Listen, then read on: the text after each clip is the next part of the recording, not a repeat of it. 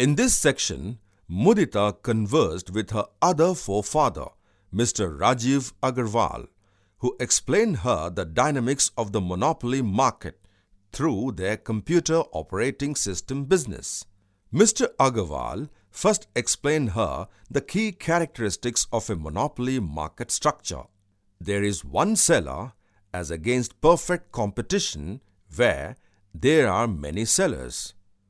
The single seller sells a product for which there are no close substitutes. Again, unlike perfect competition where the seller's products are non-differentiated. As a corollary, monopolist seller is the price searcher and not a price taker. There are extremely high barriers to entry, unlike perfect competition where there are no barriers to entry or exit. The conversation then went into discussing kinds of barriers that help creating monopoly markets. Legal barriers. Legal barriers include public franchises, patents, and government licenses. A public franchise is a right that government grants to a firm and that permits the firm to provide a particular good or service and excludes all other from doing the same, thus eliminating potential competition by law.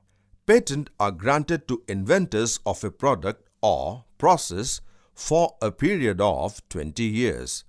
During this time, the patent holder is shielded from competitors. No one else can legally produce and sell the patented product or process.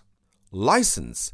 You must be knowing that entry into some industries and occupations requires a government-granted license.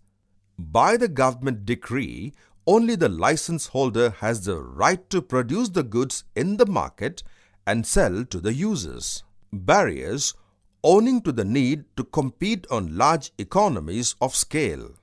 There could be scenarios where, in order to compete with an existing firm, one has to have the same large economies of scale that the existing firm has created over time. This may be cost, risk, and time intensive and deters players to enter into the market.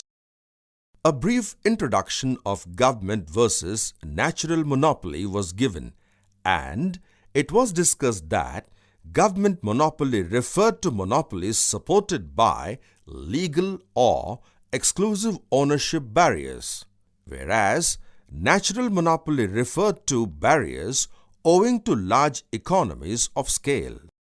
Then, the demand and marginal revenue curves of a monopoly was discussed, and it was identified that for a monopolist, P is greater than MR, and hence the marginal revenue curve falls below the demand curve.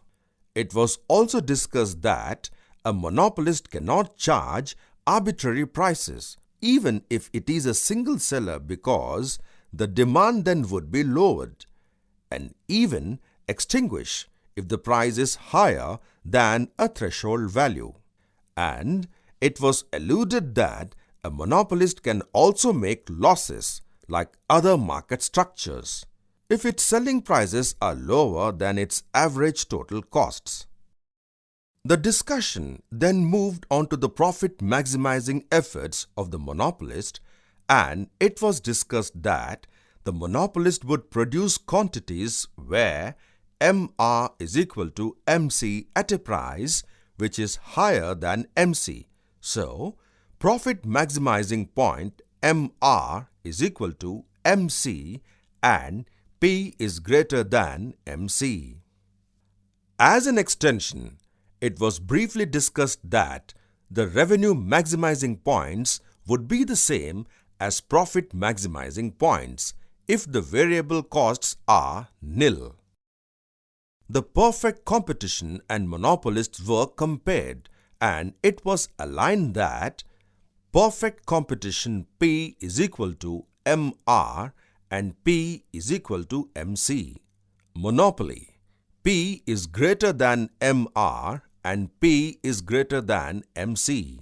It was also discussed that the consumer surplus in the case of monopoly is lower as compared to perfect competition, owing to the constraint that P is greater than MR. In the last, the three price discrimination strategies of a monopolist, viz. Perfect price discrimination, second-degree price discrimination, and third-degree price discrimination were discussed, and a comparison with perfect competition firm was done.